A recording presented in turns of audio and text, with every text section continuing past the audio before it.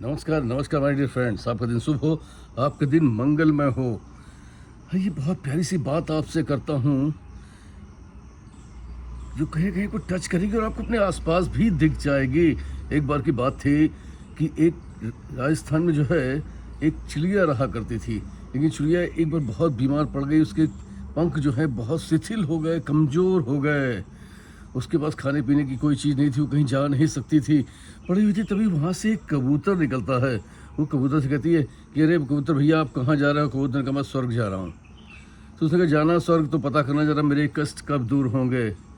कबूतर स्वर्ग के दरवाजे पर पहुँचता है। वहाँ पर जो देवदूत खड़े होते हैं उनसे पूछता है कि भाई चिड़िया के बारे में, इस चिड़िया के कष्ट कब दूर होंगे? वो देवदूत कहते हैं कि इस चिड़िया के कष्ट जो हैं अगले 7 वर्षों तक ऐसे ही रहने वाले हैं।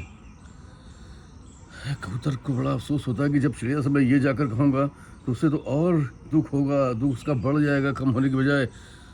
तो उन्होंने कहा देवदूत से कि कुछ कोई रास्ता तो बताइए, कुछ तो ऐसा बताइए कि उसको राहत मिल सके।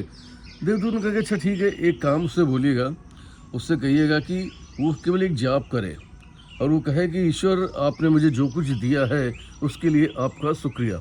आपने मुझे जो कुछ भी दिया है उसके लिए आपका शुक्रिया। ये उसको जाप करना है। कबूतर वापस आता है और चिड़िया पूछती है कि क्या कहा देवदूतों ने? कबूतर कहता है कि देवदूत ने कहा कि शीघ्र ही कष्ट सब समाप्त हो जाएगा।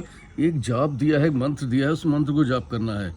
उसने बताया कि भगवान ने जो कुछ भी दिया है, ईश्वर आपने जो कुछ भी दिया है उसका आपको शुक्रिया। और ये मंत्र दे करके कबूतर चला जाता है और चिड़िया उसका जाप करने लगती है, निरंतर जाप करने लगती है। कुछ दिन बाद जब जो है वापस कबूतर जाता है उस एरिया में, तो देखता है कि चिड़िया जो है खुशी से लहरा रही थी, उसके पंख भी फड़फड़ा रहे थे, वो मस्त थी। और एक छोटा सा पेड़ जो रास्ता में, जो उसके ठहरने का कोई आसरा नहीं था, वहाँ एक छोटा सा पेड़ भी आ गया था, पास में एक नदी भी आ गई थी। बड़ा खुश उससे चिड़िया लहराई थी। जैसे ही कबूतर जाता है उसे वो धन्यवाद करती है कबूतर को। लेकिन ये आश्चर्य होता है कि कुछ समय में ही इतना बड़ा परिवर्तन कैसे आ गया, ये क्या हो गया? ये वो गया फिर से स्वर्ग लोग इस बात को पता करने के लिए कि आखिर ऐसा कैसे हुआ। देवदूत के पास पहुंचा, प्रणाम किया और कहा कि चिड़िया तो कुछ दिन में ही, कुछ समय में ही, एक हफ्ते में ही इतना बड़ा परिवर्तन कैसे आ गया? देवदूत ने कहा कि वो जो 7 वर्षों का कष्ट था वो 7 दिनों में बदल गया, क्योंकि उसने जो जाप किया कि भगवान ईश्वर आपने जो कुछ भी दिया है उसके लिए आपका शुक्रिया। और ये जाप उसने दिन रात किया। इस जाप को करने से जो है उसके जो कष्ट थे वो सारे कट गए और वो खुशहाली की तरफ बढ़ गई। बेसिकली ये एक कृतज्ञता थी। जब हम दूसरों के प्रति जो है कृतज्ञ रहते हैं, ईश्वर के प्रति कृतज्ञ रहते हैं कि हे ईश्वर आपने जो कुछ भी दिया है उसके लिए आपका शुक्रिया। हे ईश्वर आपने जो कुछ भी दिया है इसके लिए आपका शुक्रिया। तो आप देखते हैं कि धीरे धीरे आपके अंदर एक संतोष भाव आ जाता है। आपके पास जो नहीं है से जो है तक का यात्रा आपकी कंप्लीट हो जाती है, स्थानांतरित हो जाती है। और जैसे ही आप इस भाव में आ जाते हैं, आप अपने आप सुख के जीवन में चले जाते हैं। ये जो कृतज्ञता है ना, ये एक बहुत प्रबल मानव प्रवृत्ति है। आप अगर निरंतर इसका प्रयोग करते हैं तो आप निश्चित मान के चलिए आप समाज में भी इस्टेब्लिश होते हैं, स्थापित होते हैं और ईश्वर के पास भी।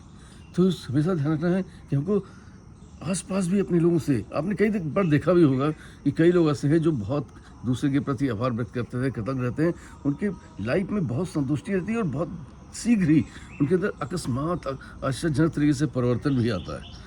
तो मित्रों, इस कृतज्ञता का भाव जो है सदा अपने जीवन में लाइए।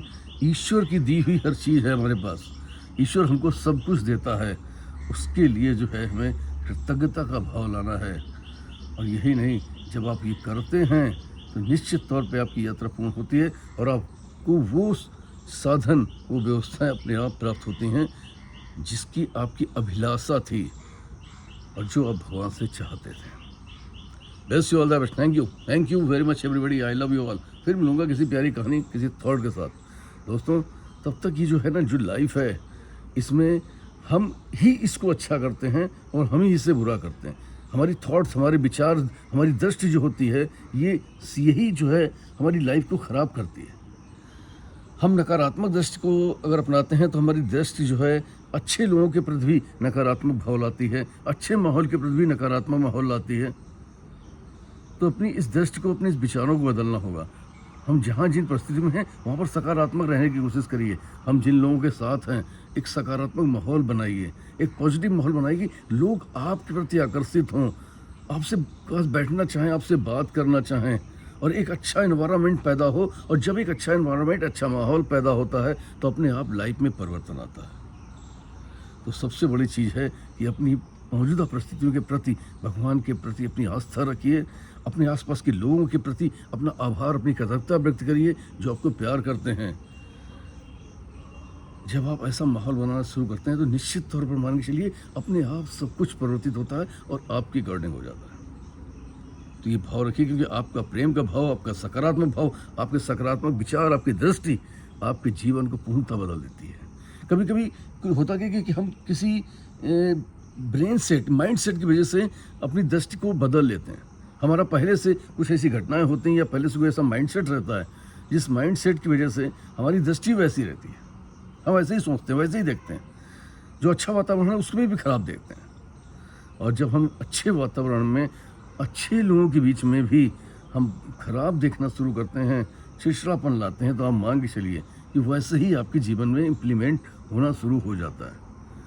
लेकिन अगर आप एक सकारात्मक, एक पॉजिटिव माहौल लाते हैं, कृतज्ञता व्यक्त करते हैं, आभार व्यक्त करते हैं ईश्वर के प्रति, अपने आसपास जो लोग हैं उनके प्रति, तो आप देखेंगे कि सब कुछ सामान और खुशहाल हो जाता है और आपके अकॉर्डिंग हो जाता है। Wish you all the best again. I love you all. मिलता रहूँगा प्रतिदिन एक प्यारी सी कहानी के साथ। आपका दोस्त पीयूष रहेंगे। तब तक के लिए नमस्कार, खुश रहिए।